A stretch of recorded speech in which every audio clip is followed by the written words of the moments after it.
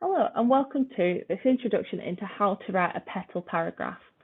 PETAL paragraphs are really important when it comes to analysis within the English combined mark scheme. So what I thought I'd do is just a quick recap just to remind us how to write them and make sure that we're doing it properly. So first of all, why writing PETAL paragraphs? So English combined relies really heavily on what's called a stylistic approach to analysis. And this basically means you look for patterns in language and think about what they suggest and why they've been used in that specific context. So we all know that we use different language depending on who we're with, where we're at, what we're trying to achieve. And effectively, that's what it's looking at. It's looking at what language is attempting to do and how it's putting that across and why it wants to do that. So PETAL is really, as well, the best way of ensuring that you're hitting all the assessment criteria because there's quite a lot to remember. In the exam, hopefully we know already that you've got 5 different questions split over 2 papers, and each question wants you to do a kind of combination of these things. So every question will ask you to include AO1, which is terminology, patterns and semantic fields. Most will ask you to look at the text and analyse it and explore the patterns and think about the connotations and the writer's craft and the writer's voice. And quite a few of them, or most of them, will either look at a combination of either AO3, which is the link between the language and the context outside of the text, or they'll ask you to look at how they correlate to another text as well. So Paris asks you to do both AO3 and AO4. Duffy just wants you to do AO1 and AO2, and the other ones are just kind of a combination of all of the other ones. Okay, so what does PETAL stand for? PETAL stands for, first of all, you've got your point, and most of you will maybe be aware of P or PEAL from school, and it's kind of a addition onto that, basically. So your point is where you rewrite the question as a statement and you include the pattern or semantic field that you're going to be focusing on. Then we need to make sure that you've got evidence to support that. You need to prove that there is that pattern or semantic field in there. So you want to find 2 or 3 longer quotes or phrases that prove your pattern. So at this point, you don't want to be including just sort of 3 dynamic verbs. What you'd want to do is include the phrases that those dynamic verbs exist within. Then what you might do is a little later on, pick out those dynamic verbs because that might be the key pattern that you're focusing on from the longer quotes. Then you've got your analysis. So within the analysis, you explore the significance of, your dynamic verbs, but also you could look at the fact that the dynamic verbs exist within imperatives, or there's a metaphor there, or there's personification, or it's a complex sentence. It just means that you've got a wider availability of terms to get those AO1 marks. And then the last thing that we do, which maybe is the more difficult bit, is a link into either AO2 or AO3 depending on the question. So for example, if you are doing a streetcar question or you're doing a Paris question, you might want to link to the GAMP, or you might, if you're doing a Duffy question, you might link to the voice or writer's craft that she's used. That's just an example. So what we're going to have a look at is a text that's slightly different. I've picked out a extract from Boris Johnson's second coronavirus daily briefing, because we've not heard enough about coronavirus recently. So what we're going to do is, first of all, have a look at the question and then pick out some patterns that answer the question, basically, because that's what we need to do. So how does Boris Johnson present COVID-19? And this is the text that we've got. So, yes, this enemy can be deadly, but it is also beatable. And we know how to beat it. And we know that if, as a country, we follow the scientific advice that is now being given, we know that we will beat it. And however tough the months ahead, we have the resolve and the resources to win the fight. So it's all about how we're presenting COVID-19. So the first thing that we need to do is highlight any patterns or semantic fields that answer the question. So how does Boris Johnson present COVID-19? So that is obviously the key bit of what we need to be looking at. So we'll get the text back again. So what I'm going to do is just talk through a few patterns that we could decide to comment on. So for example, we have here, we've got a nice extended metaphor. So it's personifying COVID-19 as an enemy. So it's beatable, we know how to beat it. We have the resolve and the resources to win the fight. So we've got this metaphor extended, metaphor / personification as enemy. And we can also kind of link it to a bit of a semantic field as well, so a semantic field of war. And what's nice if we pick out a metaphor is within the metaphors we've got quite a lot of other techniques as well. So rather than just picking out the verbs maybe straight away, what we might decide to do is pick out the metaphor, and now we've picked out the metaphors, we can go into the metaphors and go, right, we've got this pattern or this repetition of beat as well. So I've just got to be very careful when I write on here. So we've got repetition of the dynamic verb beat. We've also got within there this pattern of plural pronouns. So we've got we,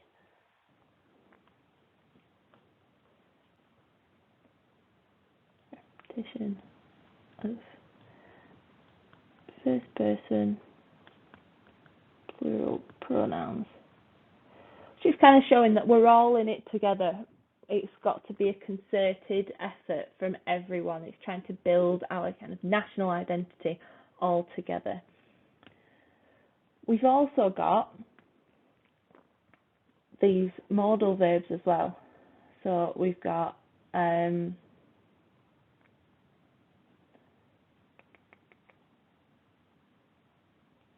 we will beat it. So it's got quite strong modal shading. But we've also got can.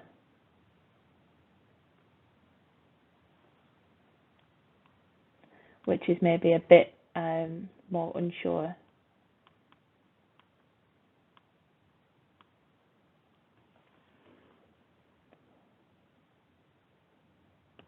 We've also got things like these stative verbs. We have, we know.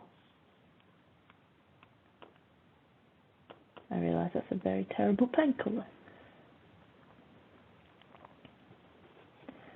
And it's all about this kind of, we've got the alliteration of, I'm trying to choose different colours so they don't match.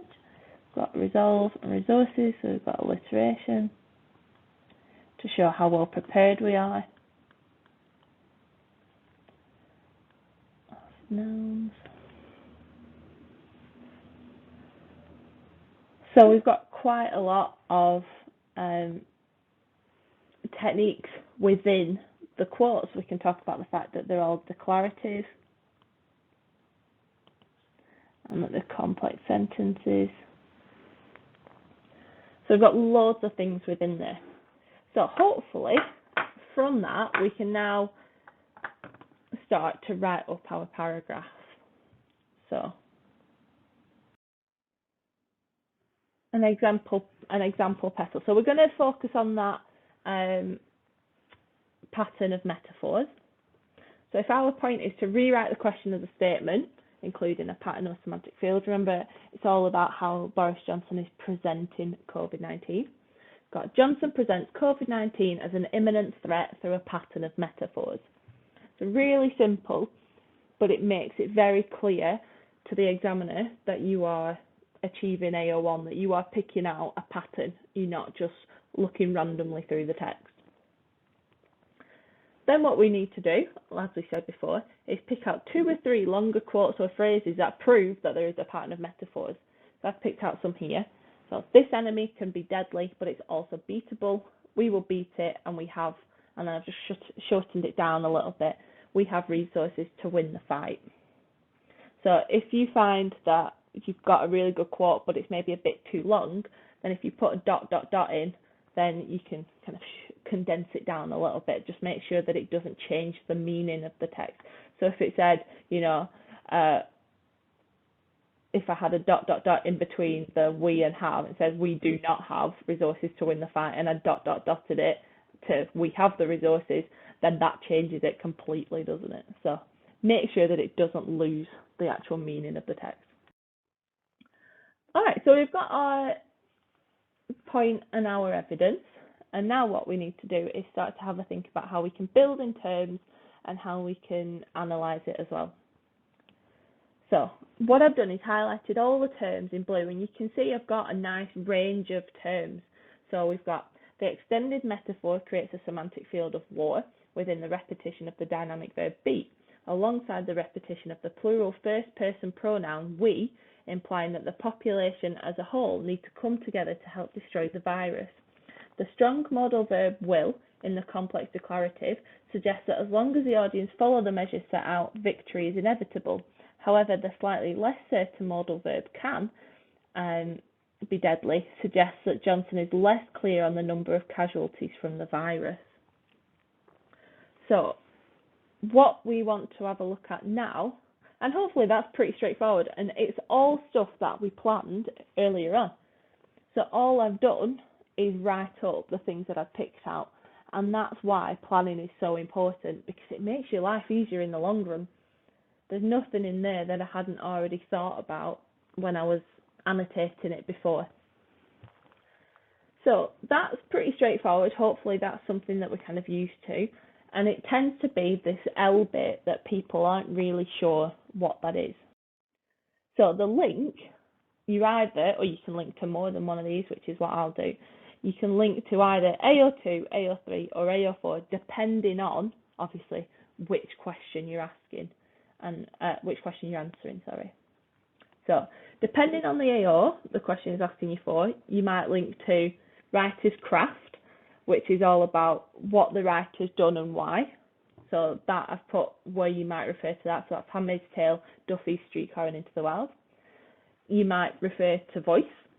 So that's how you can link it to writer's craft as well. So how the writer has created a specific persona or a specific character. So that could be things like idiolect that one person only uses, or Americanisms, or something to do with the characterization.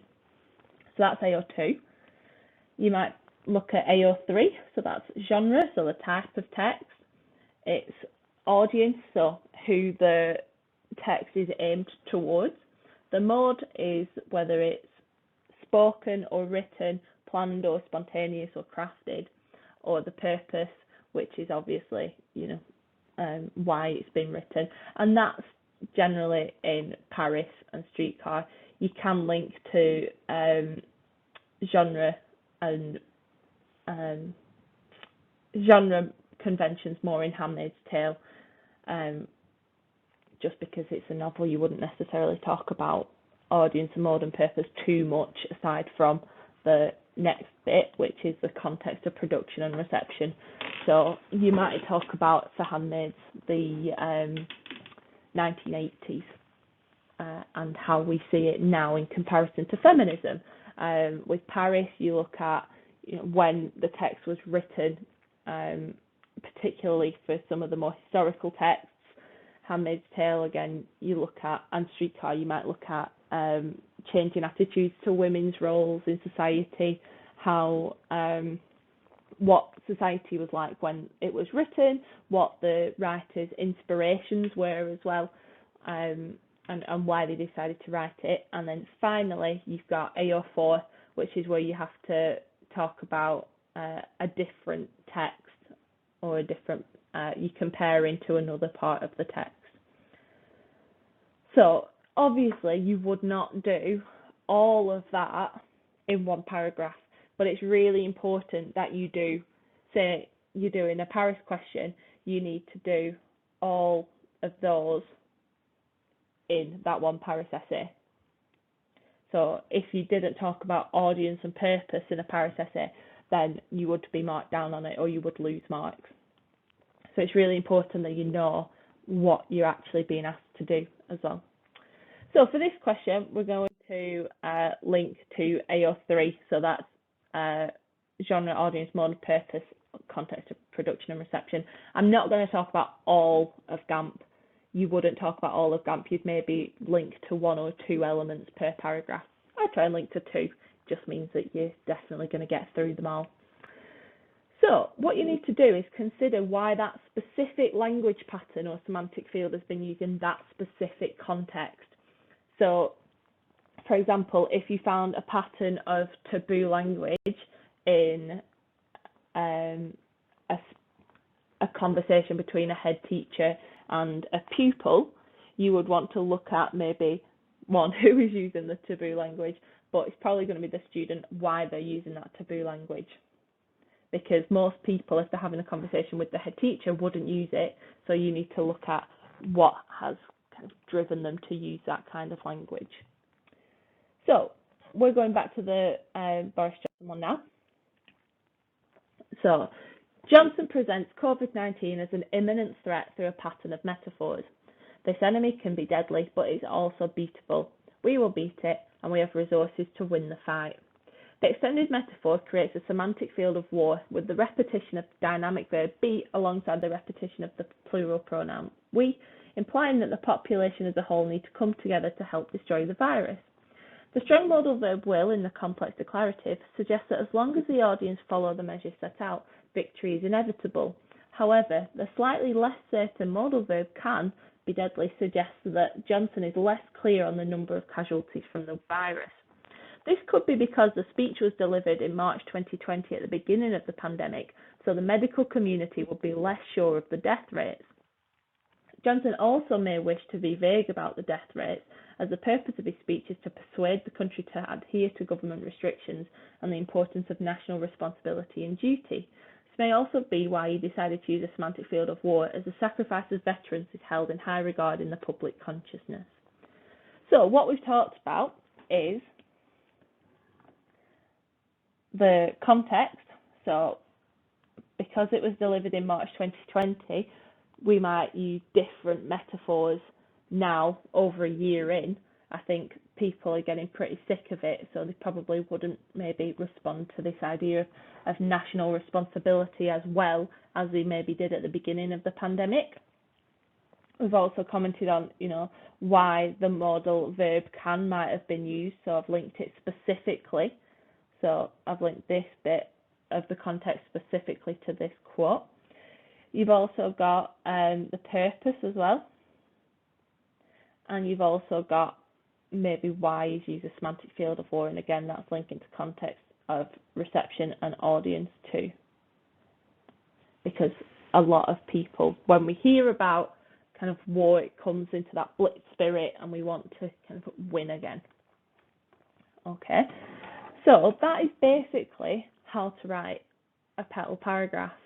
It's hopefully not too complicated. It's just making sure that you're going through the process and practicing it. And the more you practice, and it is a cliche, the more you practice, the easier it does get. So any opportunities that you have to practice PETAL paragraph, just have a go. And whatever you do, I'm sure your teacher will mark them if you want to. Hopefully this has been useful. If you have any other questions, feel free to email me or your teacher, and have a very nice day.